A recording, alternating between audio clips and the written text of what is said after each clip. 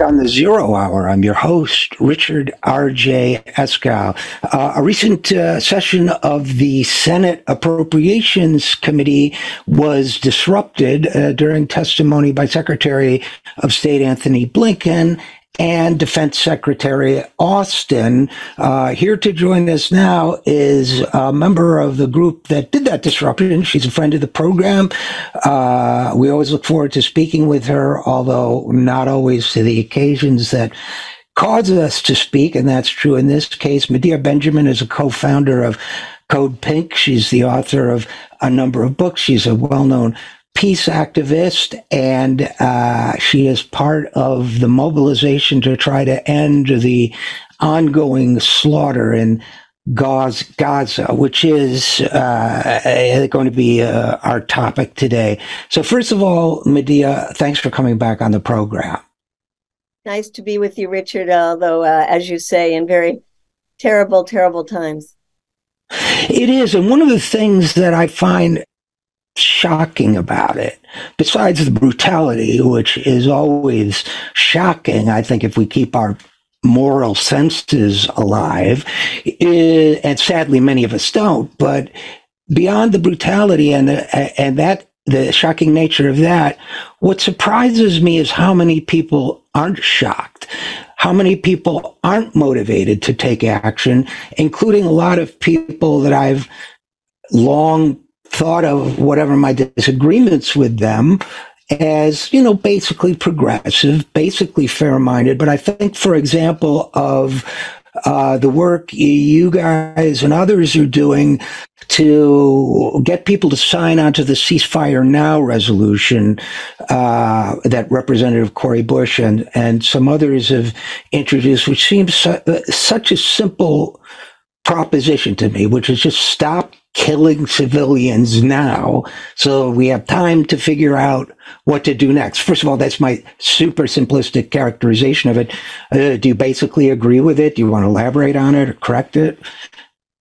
Yeah, I just want to say that resolution is a super simple resolution. I have it in front of me, and it's basically one page, and it says, urge the Biden administration to immediately call and facilitate de-escalation and a ceasefire to urgently end the current violence, and call upon the Biden administration to promptly send and facilitate the entry of humanitarian assistance to Gaza. I mean, you read it and you say, how could you be against this? You know, there's about 100 members of the Progressive Caucus, and you would think that that would be something that all of those members could sign on to, and then we'd get some others. You would also think that there would be some Republicans who would sign on to that as well. But lo and behold, after enormous pressure from our side, and you can imagine there's a lot more pressure coming from the pro-Israel side, I guess, only 18 members of Congress have signed on to that resolution. I find that so shameful, so disconcerting, so out of touch with not only reality, but morality. You know, where is their humanity if they can't sign a simple resolution?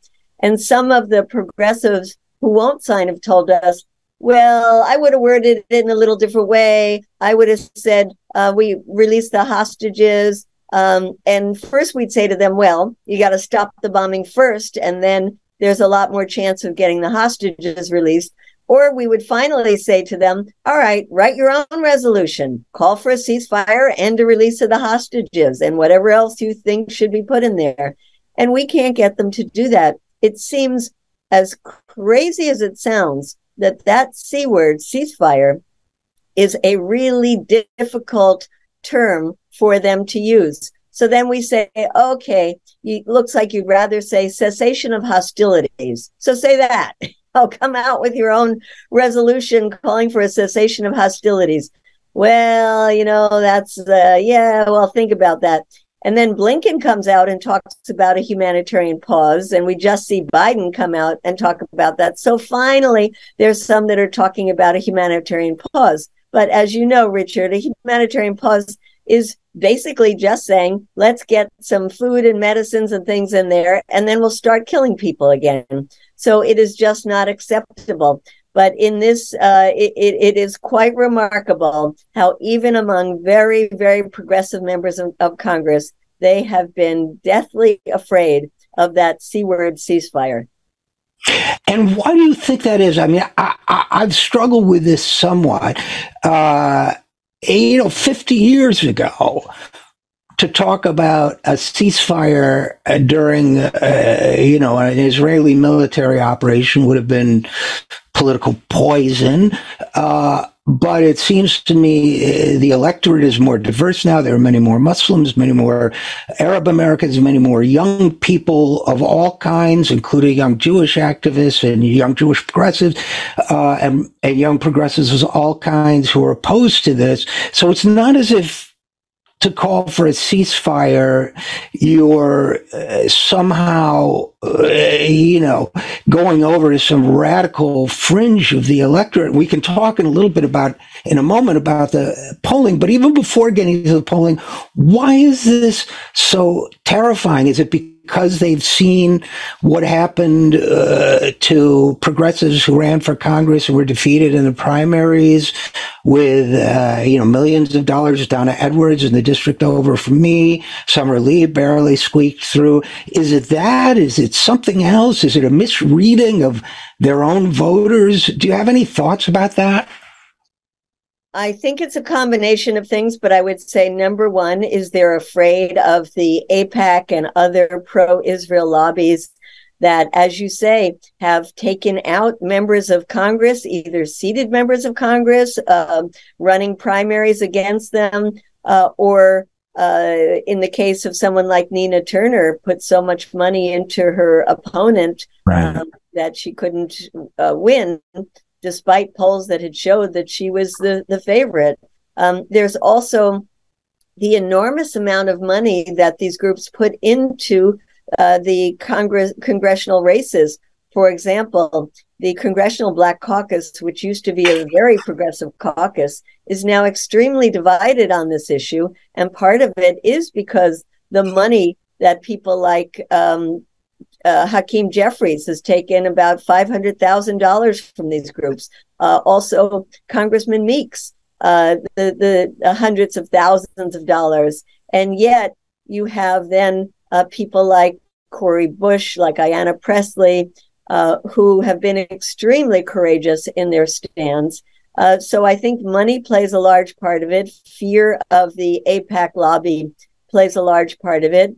Also remember, and this is very much related to APAC, where as soon as somebody gets into Congress, they are pressured so much to go to Israel on these APAC organized trips. And what they see there is what APAC wants them to see. And so they come back with a view of the situation that is very distorted. And the other thing is that when it comes to foreign policy issues, I think members of Congress recognize that these tend not to be issues that the majority of people in this country care about. They don't vote on the basis of foreign policy. And they get pressure within their own party, especially the Democrats, and the Republicans from people like Mitch McConnell, who are very, very pro-Israel, that to say, go along with the party on this one, don't create waves. You're not going to help yourself by doing that. So I think it's very self-serving in many ways. But then, if you want to give them the benefit of the doubt, some people perhaps just don't even know what's going on there, don't take the time to learn what's going on there. And let's face it, Richard, if they're not listening to people like you and alternative sources of media, they're certainly not getting a good understanding of what is happening in the region and why it's so horrific that the United States continues to support the Israeli government. Well, that makes a lot of sense, Medea, but, you don't have to be super well informed to pick up a newspaper in the morning and see that 2,000 children were killed. I mean, but, I wonder what happened to the concept of profiles in courage. If you can't do it for thousands of children's lives, I don't know, what running for office is for. But, maybe, as you say, it's a generous interpretation, and maybe they can be brought around. But I have to say, maybe now we should talk a little bit about the politics, because I have to say, first of all, even among Democrats, Joe Biden has stuck out for me as being unusually hawkish and harsh, and go get him, and that kind of rhetoric. Although obviously he's getting the backlash, he's trying to moderate it now. But questioning the number of fatalities that the Ministry of Health in Gaza is reporting and all that. I mean, it seems. Putting morality, even if we put morality aside, which of course one should never do, but even if we think about it politically, it all reminds me of LBJ and Vietnam, and this bullish insistence on a military operation that a core group of voters doesn't support, enough so that I look at it now. I mean, I want you to tell me more about the polling, because you're familiar with it, but it seems to me when you talk about, I think one number I saw was that at this time last year, or last election, 56 or 59% of Arab Americans said they planned to vote for Biden. Now it's something like 18%, 19%, that you're talking about losing states like Michigan, Georgia, potentially Minnesota. It seems to me that, not to mention congressional seats and so on, it seems to me that it's just a repeat of that, that old Pete Seeger song, waist deep in the big muddy and the big fool says to push on, that there's no sense of sensitivity to the feelings of some core voters. So on the one hand, yes, I get that they're being pragmatic from a fundraising point of view, and maybe in general voters don't care about foreign policy or military issues as much as they do bread and butter issues. But at some point, it doesn't take a lot of voters to care if that segment of voters cares a lot. Do you know what I mean? Absolutely. And I don't want to come off as I'm letting these people off the hook. I think they should all be kicked out of office. They're all disgusting for not calling for a ceasefire. They're genocide supporters. And when we went into that hearing with blood on the hands, it wasn't just to say that the administration has blood on its hands. We were saying that the members of the Senate, every single one of them, have blood on their hands, because not one senator has called for a ceasefire. So when it comes to morality and humanity, I think all of them have shown themselves to be inhumane people who should not be representing the public. When it comes to this practical issue, you're right. I think there should be a lot of scratching of heads of people in these kind of swing states like Michigan, saying this is going to come back to bite us. And while I said that American voters don't care much about foreign policy issues, they do care about where our money is being spent. And we're spending already $1 trillion on the military. And now this package that the Biden administration had put forward is another $106 billion to be spent on overseas wars that most Americans could not have a in-depth conversation about. So I think that will come back to hurt them. Now, the question is, what's the alternative? Because on this issue of Israel, the Republicans are terrible on this issue. When I have been doing a lot of work around Ukraine, and ironically, there are more Republicans who were in favor of stopping the flow of money to Ukraine than there were Democrats. When it comes to Israel, it's the vast majority in both parties, minus a few of these courageous voices that we've talked about. It's the 18 members who signed the ceasefire, as well as another handful that have put out their own personal statements. So I think it's about 27 so far who have called for a ceasefire, but it's a tiny minority. Will it come back to hurt them? Well, as I said, it very well might. And I know that there are groups like American Muslims for Palestine, like the group CARE, that focuses on Arab issues. that are involved in these protests, that are putting on major protests, that are saying, we've had enough of Biden. We are looking at this and we don't see how we could vote for Biden, even if he is better on a lot of these domestic issues. So it's going to complicate things in the elections, but you wonder, as this goes forward day to day, as you said, don't they pick up a newspaper and see the body count? Don't they see the horrific bombings? Don't they have a conscience? And it seems like a lot of them don't.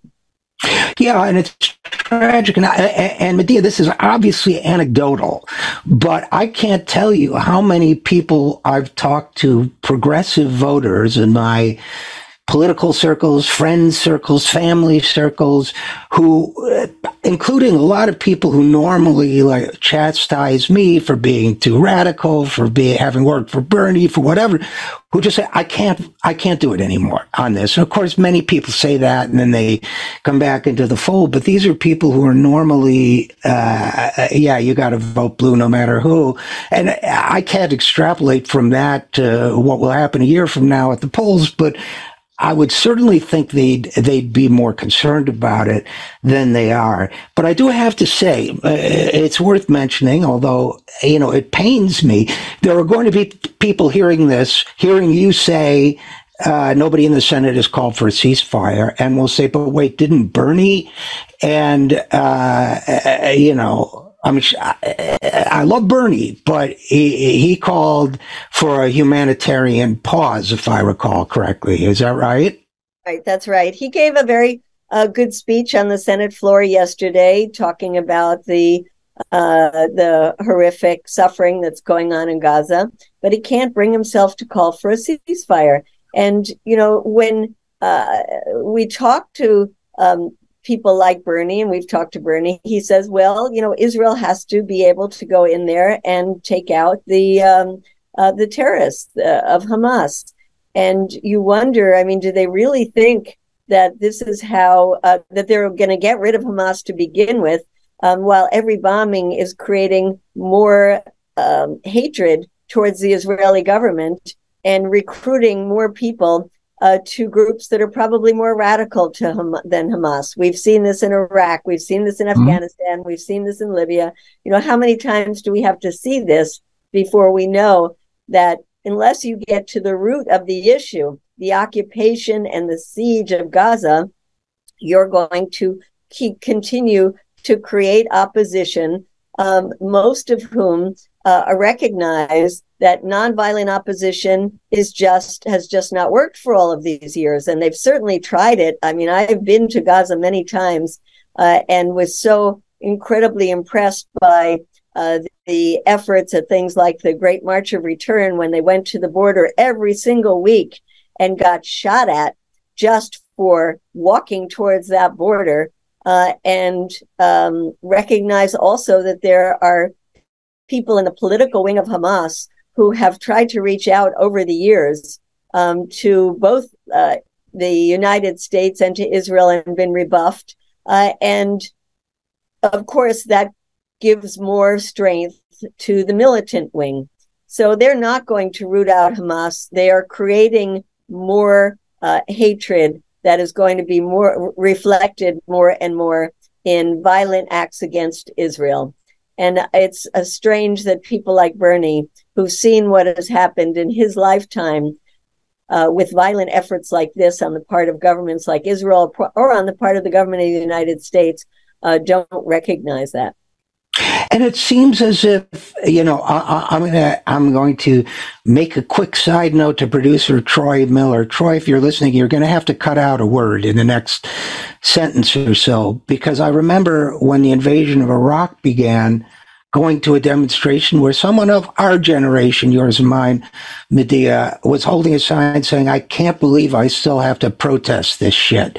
We've seen that sign a lot of times since, and that was more than 20 years ago. So we didn't learn the lesson over Vietnam as a country. We didn't learn the lesson over the first invasion or conflict with Iraq, or the second conflict with Iraq, or Afghanistan, or what we did in Syria, where Hillary Clinton said, we came, we saw, he died, and 18 months later we had ISIS control. It goes, well, that was Libya, but the whole area going. So we have, it seems to me, some sort of weird collective amnesia, and even the people who are prescient on some of these issues, like Byrne, somehow, for some reason, they're not drawing their parallels. And some of them I think are people of genuine goodwill.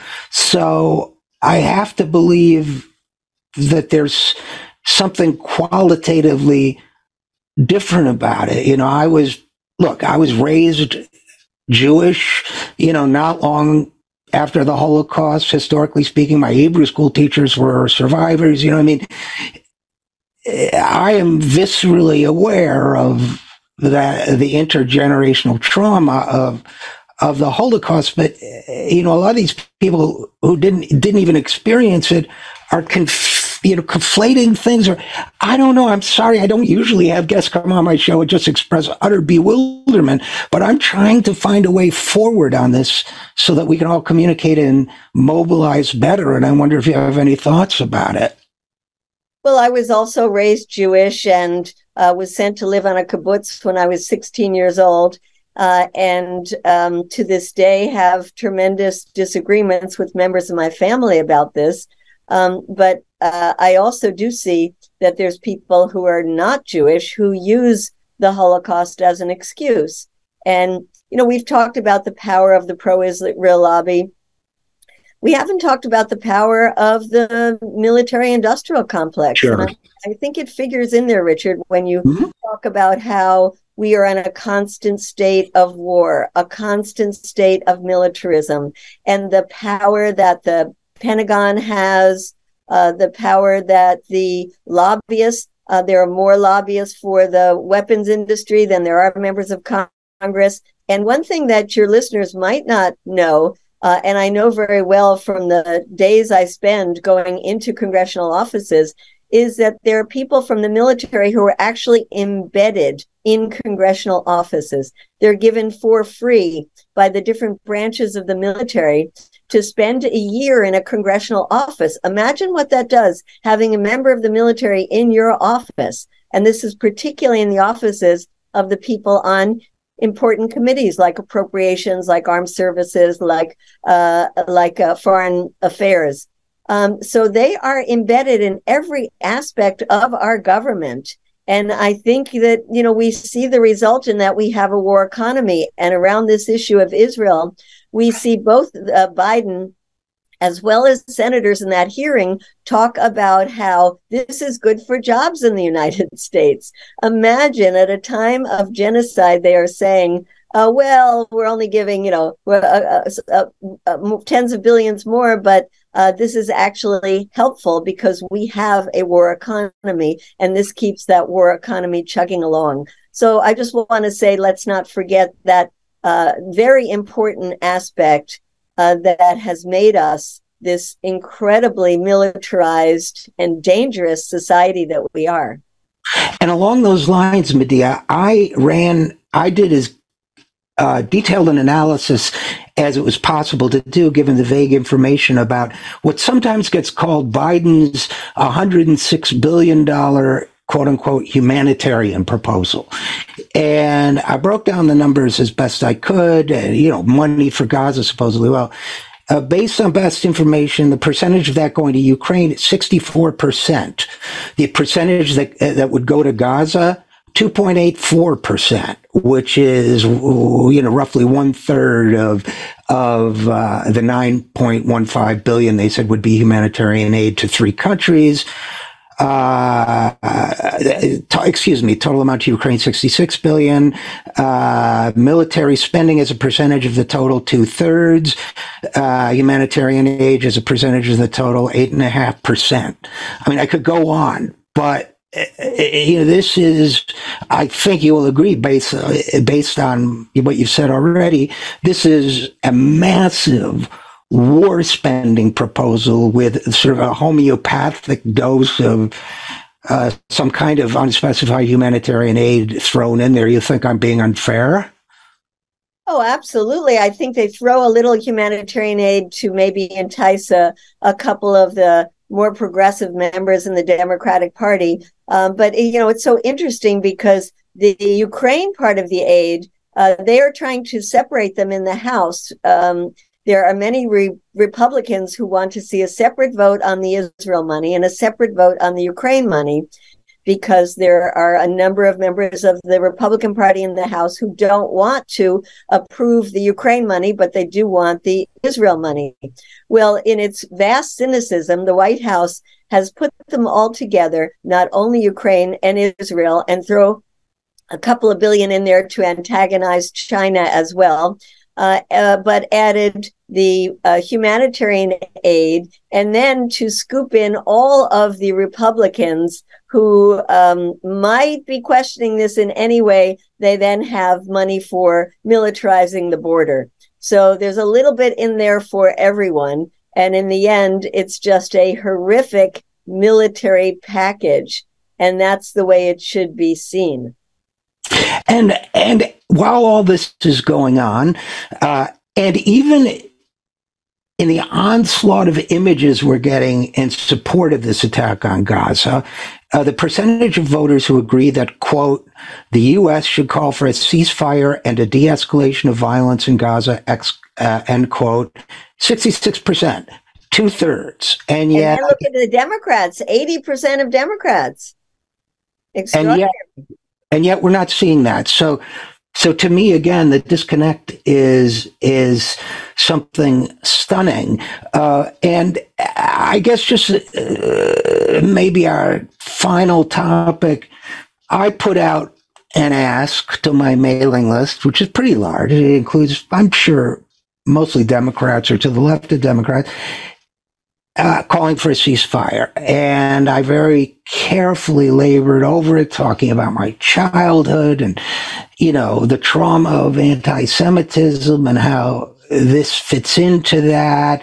And then talking about how, we don't want to reproduce trauma for anybody, generation after generation. This is ongoing trauma. This is why I'm asking you, I got more hate mail than I've gotten for anything I think I've ever sent out to this mailing list. First of all, a lot of them just seem scripted. They began, but why didn't you say anything about anti-Semitism? Well, my first two paragraphs were about anti-Semitism, but beyond, a lot of them said that, but a lot of them said things like, I talked about the fact that my Russian grandparents, well, Ukrainian now, but escaped the pogroms and so on. I got things back saying Hamas would kill you too.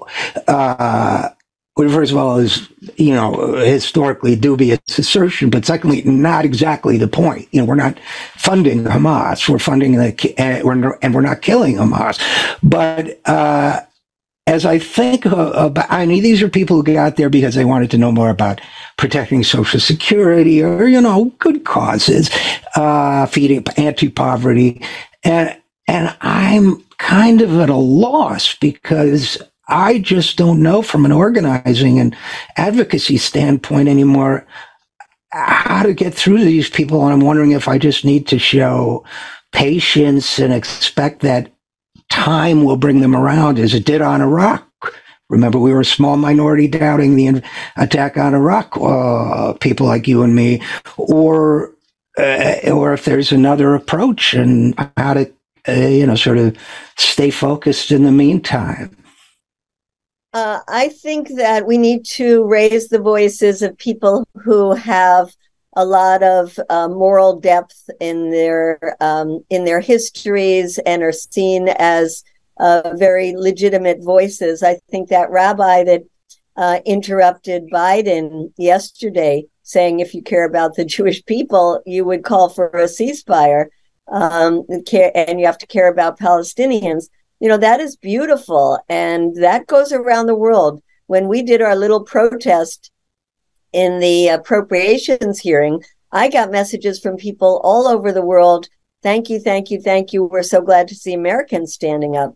And I think that reverberates eventually back here, where our friends who aren't with us on this one will eventually see, oh, there are rabbis speaking out. Oh, there are key members of the Black community, like Martin Luther King's granddaughter, or there are people who I trust on other issues who are now speaking out. So as long as it keeps broadening, we keep bringing more people into the fold, we keep raising their voices, I think, and unfortunately, as long as Israel keeps up this horrific bombing.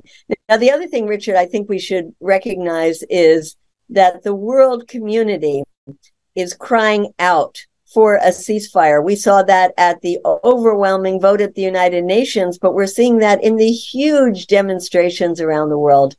And at some point, this also has to have some impact in the Biden administration and an impact on Israel as well. And the fear that they have of a wider war, I think, is growing. So let's just, my recommendation is we encourage people to get out to these demonstrations like the one on Saturday, make them massive. If people can join us in the halls of Congress any day that you have free, please contact me, Medea@codepink.org, and let's walk the halls of Congress together and go in their offices and do die-ins and all kinds of protests. These things do have an impact, and the more we do them, the bigger we make them, the more effective they will be. And where can people go to get more information about what you guys are up to? Is it codepink.org? Yes, it's codepink.org. All right. Well, Medea Benjamin, as always, thanks for the great work on this. Thanks for bringing us up to speed, and thanks for taking the time to come on the program. Good being with you, Richard. Thank you so much. And we'll be right back after this. I'm Richard RJ Eskow, and this is The Zero Hour.